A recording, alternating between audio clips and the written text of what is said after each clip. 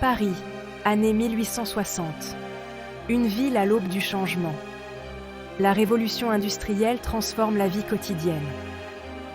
Au milieu de ce tourbillon de progrès émerge un nouveau temple du désir, le Grand Magasin. Voici Au bonheur des dames, le chef-d'œuvre littéraire d'Émile Zola. Zola y brosse un tableau vibrant d'ambition, d'amour et du pouvoir de séduction de la consommation. Entrez dans un monde où le gaz éclaire de larges avenues.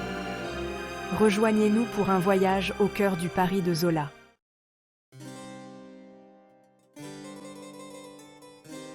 Au bonheur des dames est bien plus qu'une simple histoire. C'est un miroir reflétant les espoirs et les angoisses d'une société en pleine mutation. Au cœur de ce récit se trouve Denise Baudu, une jeune provinciale. Elle arrive à Paris en quête d'une vie meilleure. Pleine de détermination, elle brave les défis de la capitale. Octave Mouret, le propriétaire ambitieux, incarne l'esprit de cette nouvelle ère. À travers leur destin croisé, Zola explore la relation complexe entre ambition et amour.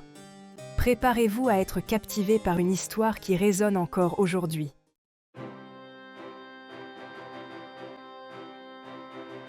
Le train s'est immobilisé en gare Saint-Lazare dans un fracas métallique, sa vapeur se mêlant à l'air humide de Paris. Denise descendit du wagon, sa petite valise heurtant ses jambes. Autour d'elle, la ville grondait de vie. Une symphonie de roues de voitures sur les pavés, de vendeurs ambulants criant leurs marchandises et le bourdonnement lointain de 1000 conversations. Denise avait rêvé de ce moment pendant des années, rêvé d'échapper à l'étroitesse de sa vie rurale. Maintenant, elle était enfin là, prête à forger son propre destin. Elle avait obtenu un poste au Bonheur des Dames, ce grand magasin dont elle avait entendu parler dans son village. Serrant ses maigres effets personnels, Denise s'aventura dans le labyrinthe des rues parisiennes.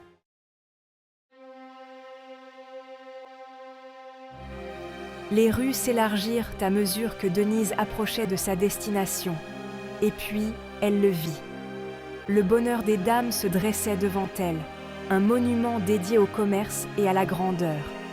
Ses vastes vitrines, ornées de tissus luxueux et des dernières modes, semblaient attirer les passants. Denise n'avait jamais rien vu de tel. C'était un temple de la consommation, une cathédrale dédiée à l'art de vendre le désir. Pourrait-elle trouver sa place dans ce ballet complexe du commerce ?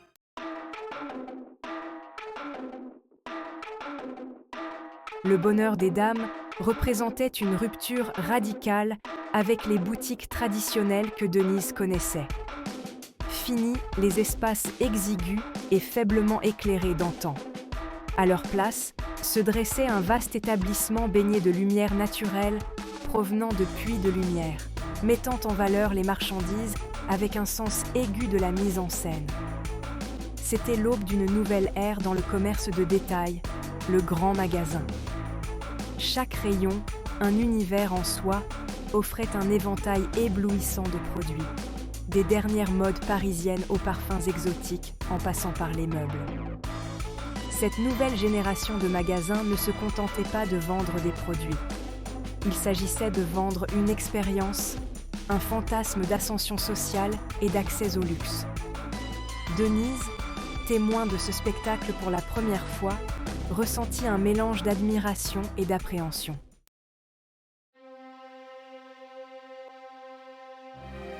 Chaque détail du Bonheur des Dames était orchestré pour stimuler le désir. Des tissus luxueux chatoyaient sous la lumière du gaz. Des parfums exquis flottaient dans l'air, leurs senteurs enivrantes promettant une évasion du quotidien. Chaque objet était stratégiquement placé pour tenter et séduire, transformant les produits de première nécessité en objets de désir. Zola capture avec brio la frénésie des soldes dans les grands magasins, l'attrait irrésistible d'une bonne affaire. Pour Denise, le Grand Magasin représentait à la fois une opportunité et un danger.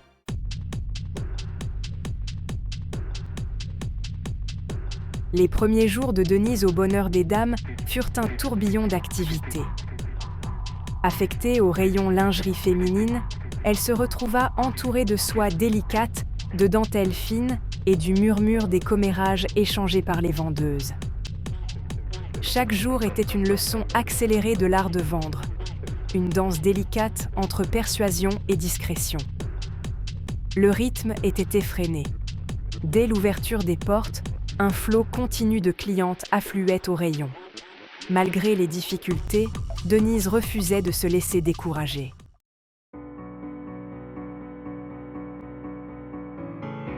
Au fil des jours et des semaines, Denise commença à trouver son rythme. Son honnêteté innée et son désir sincère d'aider la rendirent chère à certaines clientes. Pourtant, elle ne pouvait se défaire du sentiment d'être constamment observée, mesurée à l'aune de la quête effrénée de profit du magasin. Octave Mouret, le personnage énigmatique qui présidait à cet empire du désir, était une présence constante, même lorsqu'il était absent. Son portrait, bien en évidence dans l'espace réservé au personnel, rappelait constamment l'exigence de la maison.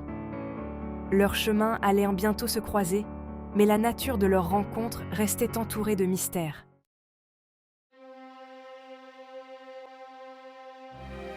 La vie au bonheur des dames était un tourbillon, une marée incessante de clientes, de tissus et d'objectifs de vente. Denise, prise dans le rythme quotidien du grand magasin, avait à peine le temps de penser et encore moins de remarquer les changements subtils de l'atmosphère. Pourtant, un changement s'était produit, un courant subtil perturbant la routine familière. Tout a commencé par un regard, un instant fugace où ses yeux ont rencontré ceux d'Octave Mouret dans l'agitation du magasin.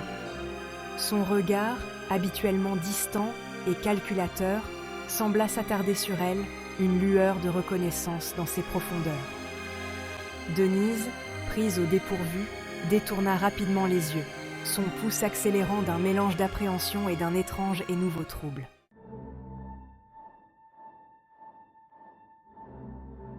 Denise, les joues rouges de honte, repoussa l'insinuation de Clara. C'était absurde, une plaisanterie cruelle à ses dépens. Quel intérêt un homme comme Octave Mouret, un titan de l'industrie, un esthète raffiné, pouvait-il bien porter à une simple vendeuse comme elle ? Pourtant, la graine du doute avait été semée, prenant racine sur le terrain fertile de son imagination. Elle se surprit à lancer des regards furtifs à Mouret lorsqu'il était dans les parages, son cœur battant la chamade chaque fois que leurs yeux se croisaient. Mouret, lui aussi, semblait incapable d'ignorer l'attirance de leur connexion tacite.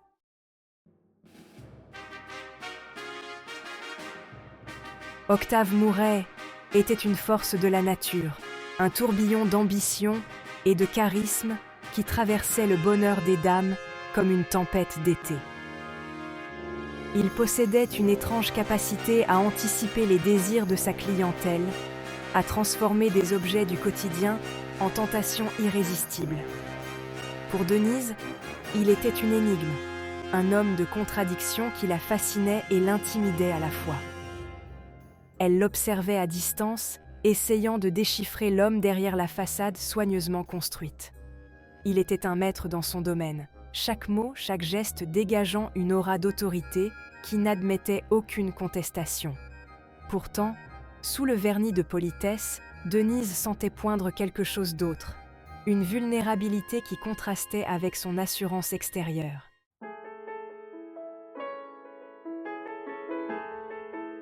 Au fil des semaines, l'intérêt de Mouret pour Denise s'intensifia. Il la recherchait souvent, engageant la conversation sur sa vie, ses rêves, ses impressions sur la ville. Denise, d'abord hésitante, se sentit attirée par son intelligence, son intensité tranquille, la façon dont il semblait percer ses défenses soigneusement construites. Pour la première fois de sa vie, Mouret se sentit attiré par une femme qui n'était pas séduite par sa richesse ou son pouvoir.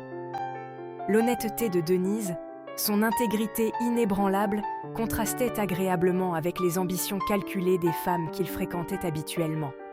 Pourtant, Mouret était passé maître dans l'art du cloisonnement, habitué à contrôler ses émotions.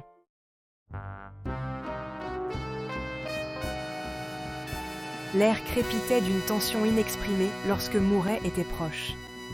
Denise, consciente de son regard, avait de plus en plus de mal à se concentrer sur son travail. Leur rencontre, bien que brève et souvent fortuite, prirent une intensité particulière. Un regard échangé à travers le magasin animé, un frôlement de mains lorsqu'il examinait une pièce de tissu, un mot de louange murmuré pour son travail, chaque interaction lui envoyait une décharge électrique, la laissant pantelante et troublée. Le fossé qui séparait leurs milieux sociaux semblait infranchissable, rappelant constamment la nature interdite de leur attirance. Au fil des jours et des semaines, Denise se retrouva de plus en plus déchirée entre ses sentiments grandissants pour Mouret et la conscience que leur amour, si l'on pouvait appeler cela ainsi, ne pouvait mener qu'au chagrin.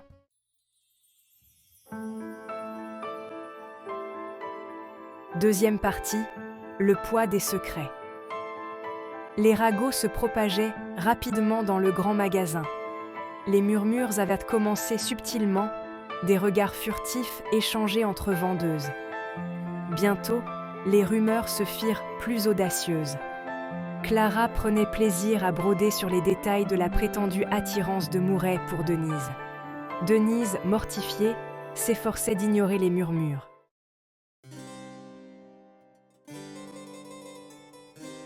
Le bonheur des dames, avec sa façade scintillante et sa promesse de consommation sans fin, symbolisait la transformation de Paris. Zola ne craint pas de mettre en avant la modernisation de la ville.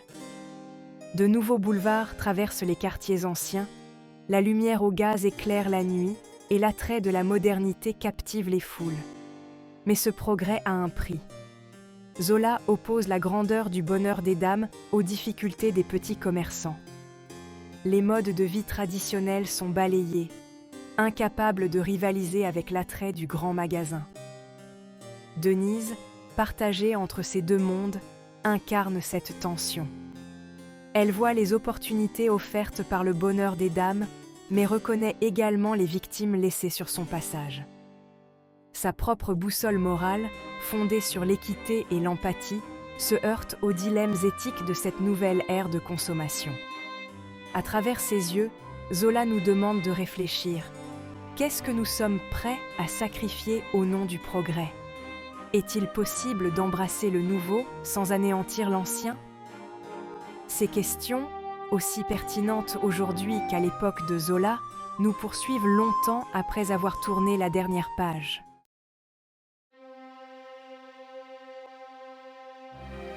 Zola dépeint avec brio les bas-fonds de la société parisienne, les mécontentements qui mijotent sous le vernis du progrès. Tandis que le bonheur des dames prospère, les rues alentours regorgent de personnes qui luttent pour survivre. Zola n'hésite pas à dépeindre la pauvreté, le désespoir et l'exploitation inhérente à ce nouvel ordre économique. Il présente le grand magasin comme un microcosme de ses forces sociétales plus larges. Entre ces murs scintillants, l'ambition et le désir règnent en maître. La concurrence est féroce, tant parmi les employés qui se disputent les faveurs de Mouret que parmi les clients pris dans la frénésie de la consommation. Denise, avec sa forte boussole morale, est de plus en plus troublée par ce courant sous-jacent d'exploitation. Elle est le témoin direct du tribut que la poursuite effrénée du profit fait payer aux travailleurs et aux consommateurs, pris au piège de la toile du désir. À travers les observations de Denise, Zola nous rappelle que le progrès a souvent un coût humain. Il nous met au défi de regarder au-delà de la façade scintillante de la modernité et de faire face aux réalités inconfortables de l'inégalité et de l'exploitation qui la sous-tendent souvent.